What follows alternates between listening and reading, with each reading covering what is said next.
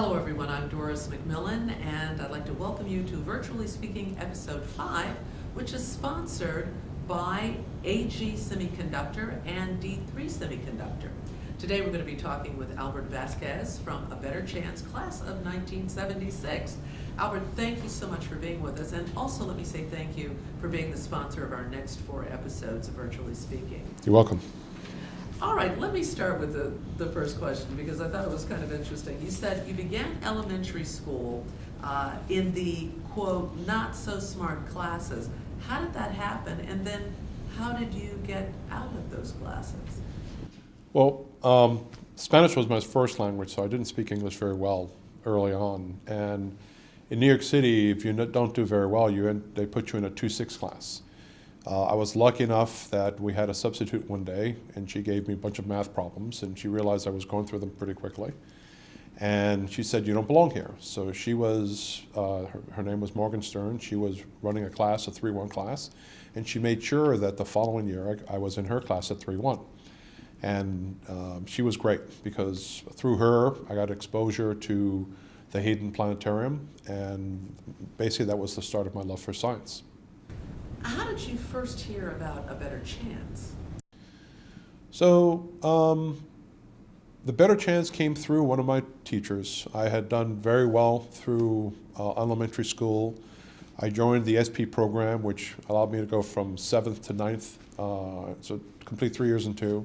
And at the end of that, they suggested I apply to ABC. I had no idea what it was about. All I did know is it would put me in a sort of a better education. My alternative was to go to Bronx High School of Science or ABC, and I gave it a shot. I jumped and tried it. It's been great. In fact, you attended the Lower Merion CSP. What similarities did you notice right away between you and your fellow A Better Chance peers? What were the differences?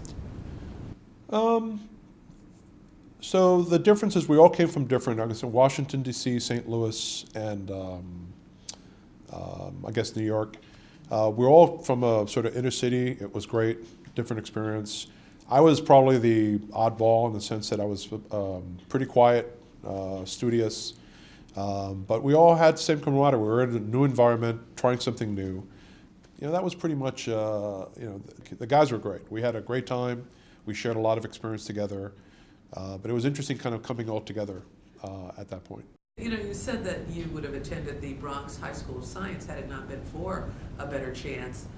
Did you know right away that you were going to be an entrepreneur, and what was the foundation that A Better Chance gave to you? Tough question, but I've always been interested in thanks to my experience in 3rd grade in science. I actually early on thought that I would work with lasers and help people who are blind see, because to me that's been very important. I think our eyesights are very, very important, and I thought I could actually get to do that at Ross High School of Science. What ABC gave me is kind of something different, right? ABC opened my eyes to the world. In some ways, the Bronx is insular. You look at it, it's very dimensional, has a certain dimension. With ABC, I was able to look at the world. I was able to experience everything from haggis, different cultures, different religions. I had just a lot of sort of experience with, even cultures. So ABC gave me sort of a desire for learning more, and that's one thing. I would have loved to have come to Bronx High School of Science, but I think ABC just gave me a broader platform to work with. Did you, Albert, think of yourself as an anomaly as a teen? You're thinking about laser technology. Other kids your age were just kind of hanging out on the block. I didn't hang around the block because where we lived was pretty dangerous. 149th Street and Brook Avenue, it's as bad as it gets. That wasn't an option. We did play ball every once in a while, but for the most part, I read. I studied, I went to the library, did what I can. I tried to, kind of stay away from the elements. There's some good people there, but unfortunately, as of today, none of them are alive. So I think that speaks for itself.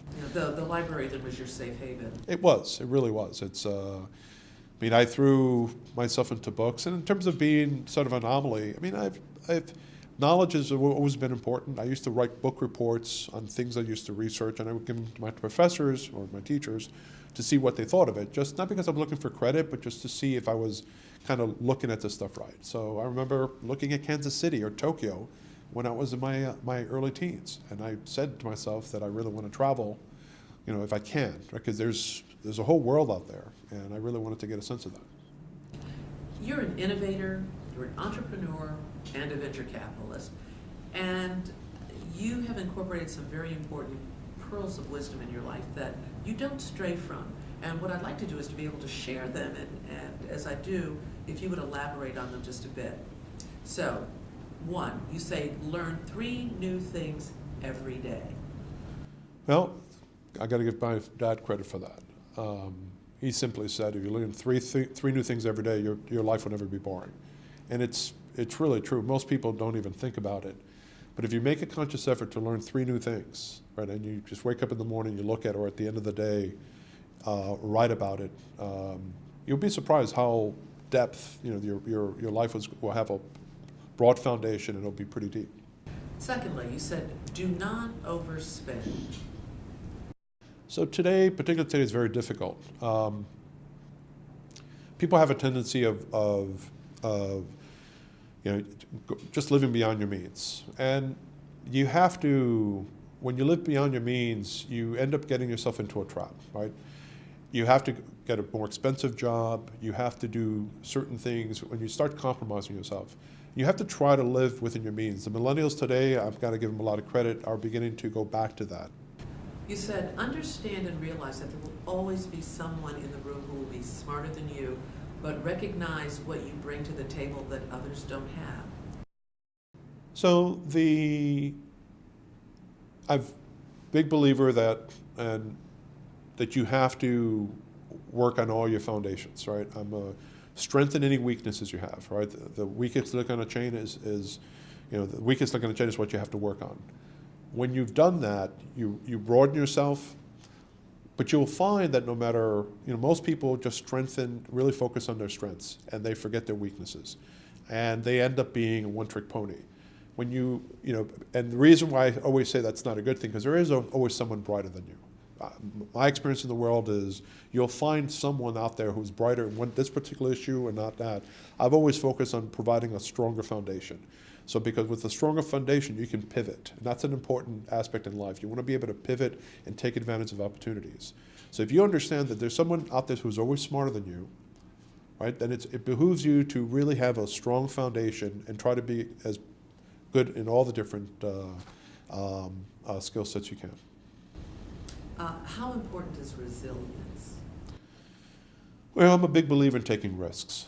And I'm not talking about reckless. I'm talking about no person on earth that succeeded has gotten there without taking risks. And it's tough to explain that, but let me see if I can try. You have an assessment, you back it up with data, okay? And once you've kind of looked at everything, you jump. You take the risk and you throw yourself at it. And I'm going to use the example of jumping off a cliff.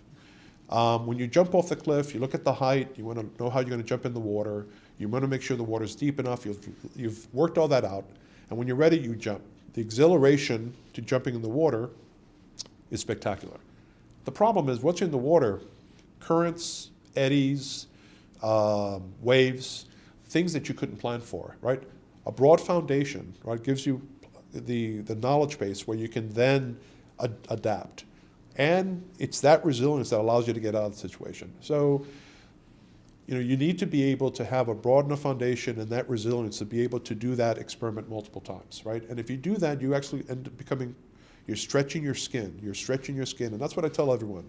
Stretch the skin, right? Keep on pushing it out there. And your life will be more enriched, and you'll have more experiences, and you'll be able to capture moments of life, things that are fun, right? One thing that most people don't realize is, I always tell people, collect moments of life. You can only collect moments of life when you're at the edge, right? You don't collect moments of life in your every day to day. You collect them when something special happens to you, something very unique happens to you. You can only be at the edge when that happens. Finally, you said, don't be afraid to let go and bounce around a bit in your career, but keep to your core and your passion, and success and the money will follow. Passion is everything, right? Passion is the one thing that in the early teens, early 20s, you need to figure out who you are, what you are, what's your passion. From that, you have to establish a skill set, right? Skill set is your other leg that you need to stand on.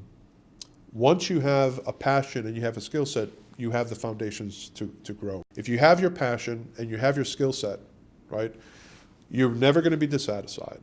Work will not be work, right? You actually will enjoy that, and money will see, find itself. And I did this myself. I actually went for the money. Look, part of ABC, you come in poor. First thing you do is you go after money, and I did it. I found myself making compromises. I wasn't happy.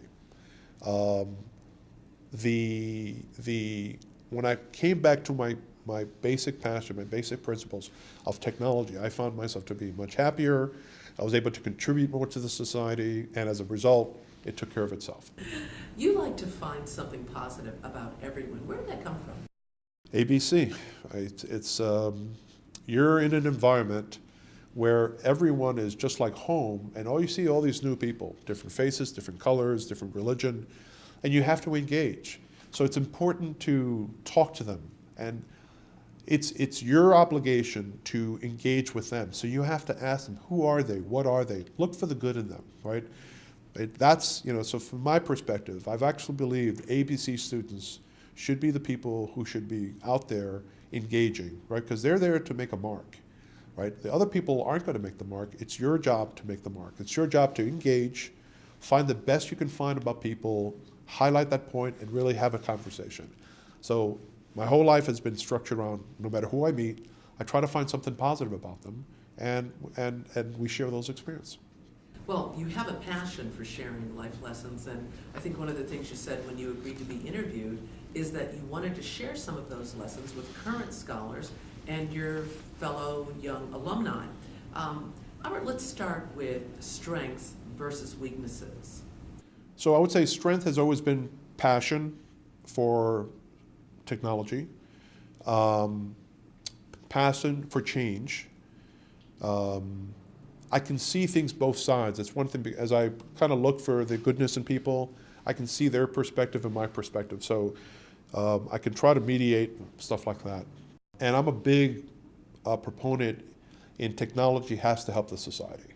I mean, it's one of the things that I really push for, and in everything that I do, I'm trying to see if I can make a contribution. Weaknesses, tend to be shy. I tend to be stubborn at times because once you stick with something, you have to stick, and it's tough. Stubborn is an important attribute of an entrepreneur because you've really got to stick by your knitting. You got to stick to what you think is going to make it, even though when everyone tells you no. So that's a positive and negative. And weakness, another weakness, I'm probably a foodie, so I love to eat. Fail, and then finally you have to develop a skill. So talk about learning that you must fail, and then let's talk about developing a skill. You can't succeed without failing. If you're a skier, you have to push that extra 2 inches, and you have to wipe out, right? You can't. If you're a gymnast, you have to make that extra turn, that extra twist, and you're going to wipe out, right? It's through failure you learn how to make those corrections. The same thing in business, right? You take a position, you think it's the right position, you wipe out, and you sit there, and now you're obligated to come back and look at it. So you cannot succeed without failure.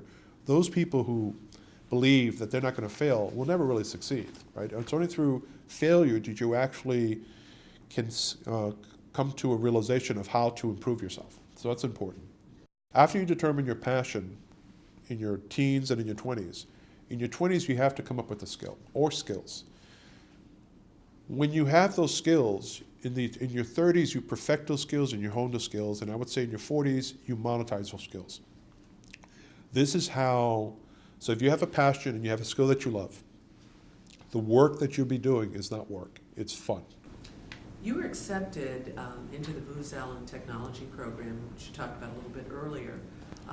Your career, did it take off after that? It did.